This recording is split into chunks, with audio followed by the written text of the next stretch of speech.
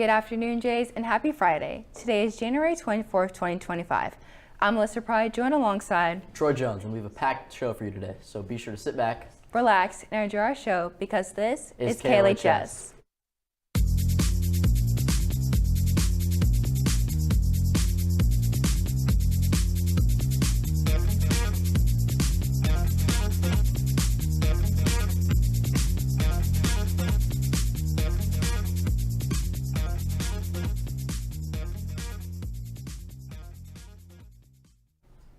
Coming up in this episode, we will head on to a top story report from Heidi Morris about the TikTok ban.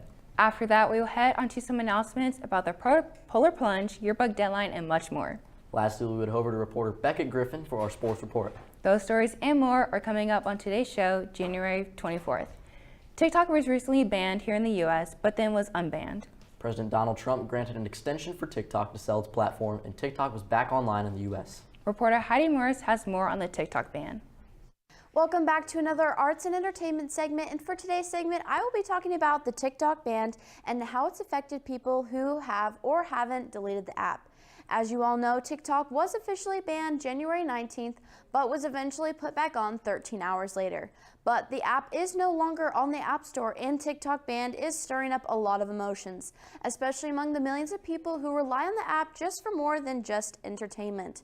From creators who have built careers on the platform to everyday users who find joy in scrolling through videos. The ban has left many feeling frustrated and uncertain.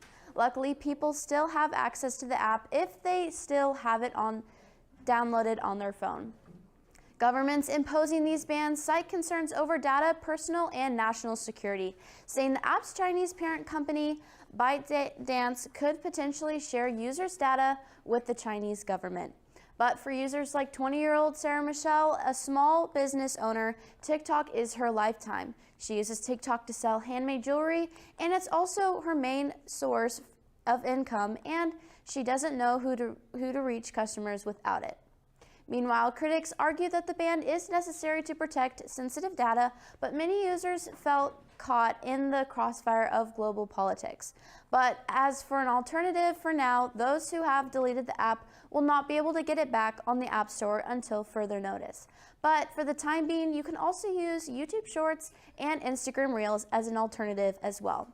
Well, that's all I have for your arts and entertainment for today, Jace. This has been Heidi Morris reporting for KLHS, signing off. Thank you, Heidi. Let's head on to some announcements. Student Council is hosting a Polar Plunge tomorrow at Longview Lake. To participate in the plunge, you must donate $75. Don't worry though, as all donations will go towards the Missouri Special Olympics. It's still undecided if there will be transportation to the plunge tomorrow. It will be extremely cold again tomorrow, so participate at your own risk. Moving on, is officially that time of year for the yearbook deadline to come around. Online sales for a yearbook close on the 26th. After the 26th, yearbook prices will go up $5, and you will only be able to buy them on senior's last day at the end of the year. A yearbook is a great way to reflect on the year and a great way to hold on to your memories from your time here at LHS. Yearbooks sell out every year, so be sure to buy one at yearbookforever.com. The LHS robotics team is in full swing. They have been designing, manufacturing, and building their robots for this year's competition season. LHS is also celebrating 20 years of Liberty Robotics. If you'd like to show your support for the team, you can buy a fan shirt from now until February 5th. T-shirts, long-sleeve shirts, sweatshirts, and hoodies are available. The prices range from $20 to $33. If you'd like to purchase a shirt, you can go to the LHS Robotics website. It means so much to us to have the support of everyone at the school. We'll feel the support when we get to competition for sure, and we're excited to see our fan shirts throughout the building. Lastly, if you're a senior and would like to go to the senior breakfast, you will need a t-shirt to get into the event. T-shirts are $25. The fee pays for the t-shirt and the breakfast. If you would like a senior yard sign, the fee is $15. The deadline for both of these is January 31st. Make sure you buy them before the deadline. That is all the announcements we have for today. Yesterday, the Jays came out on top against the Lincoln Prep Tigers with a score of 78-71. Let's head over to reporter Beckett Griffin for more info on winter sports. Hey Jays, welcome back. I'm Beckett Griffin with your weekly sports report. Let's get into it. Today we're starting off with women's swim, where the girls got second at the KC Classic over the weekend. Top finishers were Kaiten Hartwig, third in the 200 and third in the 100 free. Mari Deaver got 5th in the 50 free, Hannah Hun 7th in the 100 breaststroke, Delaney Mel 8th in the 500 free, Bryn Tobin 5th in the 100 breaststroke, and 8th in the 200 IM. Also 4th in the 100 free and 6th in the 100 back. And the 200 free relay of Workman, Tobin, Mel, and Hartwig received 3rd. Also, one more piece of news for swim.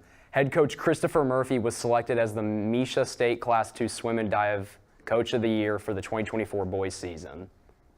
Now moving on to men's basketball. The Jays faced William Chrisman and started off hot and kept it that way leading start to finish, and also hitting 12 threes in this game and winning 74-47.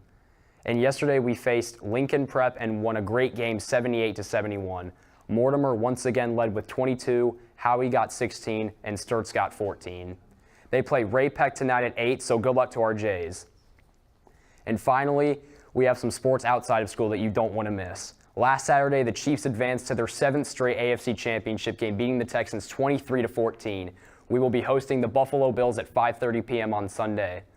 If we win, we will be one win away from completing the first ever three-peat in NFL history.